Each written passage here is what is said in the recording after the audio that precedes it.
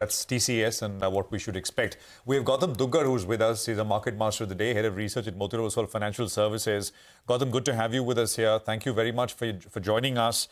Gautam, I think I was looking at the earnings preview report for the season for Q2.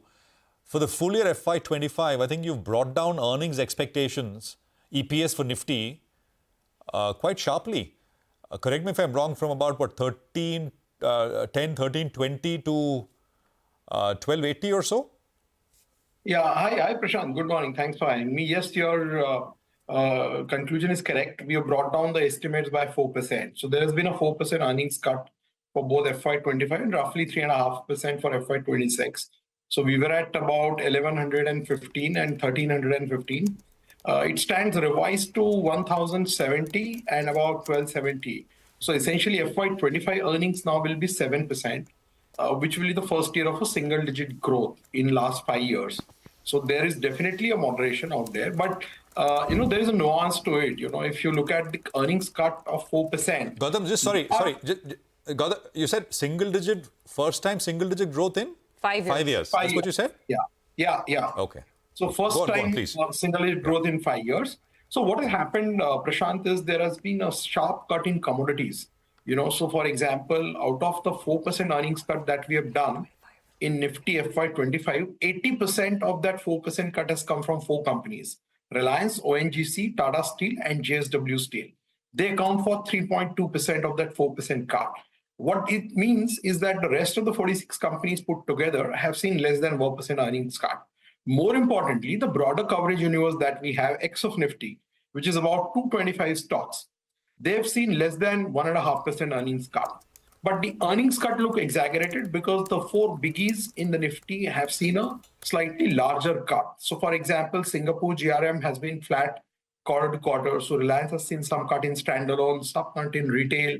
And then you had a similar cut in Tata Steel and JSW Steel because the commodity prices for the quarter were a bit low. And at the same time, some of the expected recovery we were expecting in Tata Steel profitability in Europe, that got pushed out further.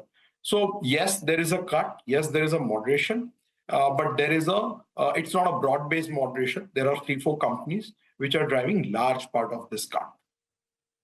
Hi, morning. Just to go back, so you're saying 7% earnings growth in FY25, right? Yeah. That number really stands out because, last we spoke to several people on the street. I think the consensus was still in double digits. Some people were still talking about 13% and then talking about possible downgrade. So you're already, below street in terms of the consensus, right? Because yes, I don't know, at these prices, at around, even at 25,500 on the Nifty, I don't know if this 7% number is already baked in. Your thoughts? Yeah, so Surbhi, look at it this way. We were at 1140 about 6 months back, right? So we had come down by 2% already in July. From there, we have come down by another 4%. Let me also hasten to add that this is the first year where we have seen the magnitude of cuts being slightly larger, right? Because post-COVID, we are not used to earnings cut. In fact, FY22 had seen an earnings upgrade. FY24 had also seen a marginal earnings upgrade. So we had seen about 15% growth in 21. Then that got uplifted to 40% because of commodity spike in FY22. And 23 again was a down year with about 12% growth. Then 24 again, we saw 25% growth. And this year we are at about 7%. So every alternate year, we have seen some sort of a moderation in earnings. But quality of earnings is not getting deteriorated sharply, Surbhi, because the cut is coming from commodities. Do remember, when the earnings upgrade was led by commodities, market didn't give it too much of a credit. If you recall, FY22 Nifty earnings grew 37%. But X of commodities in FY22, the earnings were up only 21%. Right? So market didn't sharply re-rate in FY22. Similarly, I expect when the downgrade is led by commodities, I don't expect any disproportionate impact on Nifty per se. Yes, it does damage the headline numbers, but there is a lot of layers to that 7% growth. All right.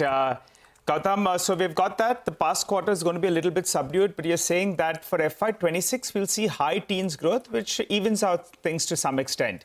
What about your preference on sectors? Some of the financials, private financials in particular, valuation-wise, they're pretty well placed. And also, they've not performed as much as, say, some of those PSUs. So what's your top picks in sector-wise? Definitely, Nigel. So if you see our model portfolio, we have made one big change this time. We've actually reduced the number of stocks in our portfolio from 38 to 31 and tried to increase weightages or concentrate our exposure in sectors and stocks where conviction levels are high. So one of the big changes we've done is we've taken private banks from underweight to overweight. Right? We've been underweight on private banks for last 2.5 years, primarily owing to the underweight stance on HDFC Bank. Now we have made private banks overweight, where we have increased weight on ICICI, HDFC Bank, and introduced Kotak Bank in the model portfolio after a very long time, right? So that's slightly bigger exposure there. Private bank becomes underweight. NBFC and diversified financials are also overweight, and also PSU banks are overweight. So all three segments of financials in our model portfolio are now overweight, and they are overweight with a chunky, 400, 500 bips overweight. So from 31% index weight, we are at 35% now. And secondly, on IT also, where we had turned overweight in July, this quarter we have further increased that overweight from 11 to 15%. So in 6 months, we have doubled our weight in IT from 8 to 11 in July and 11 to 15 in October now, right? So these are two big sectors where we have raised our overweight stance substantially. Between the two of them, as you can calculate, this is 50% of our model portfolio now, BFSI plus IT. Okay. So just to speak of IT in little more detail, Gautam, we're starting the season now with TCS, and I think what Rima was telling us, the expectations from TCS are actually of a slightly more sluggish quarter. I think the street is putting higher hopes on Infosys this time around.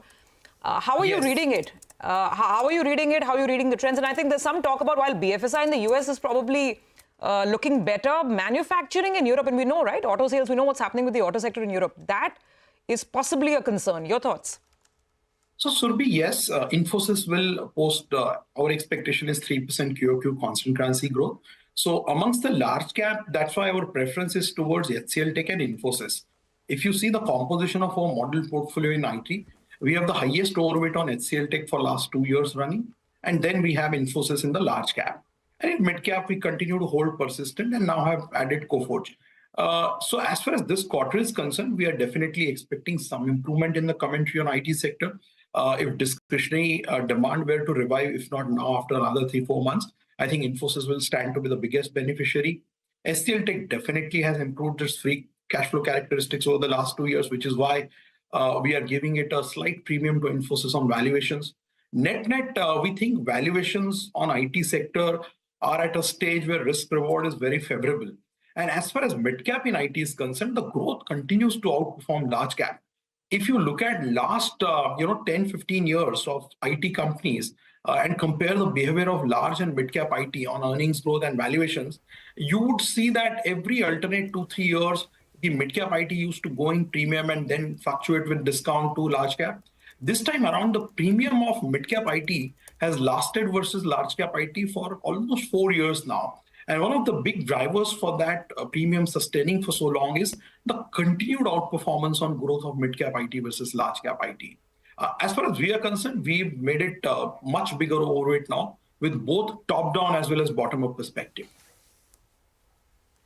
Okay. All right, Gautam, we will leave the conversation there for today. Thank you very much for joining, and we hope to keep getting you as the season progresses. Let's see how the earnings sort of finally play out and whether they can meet the lowered expectations that we're going with right now.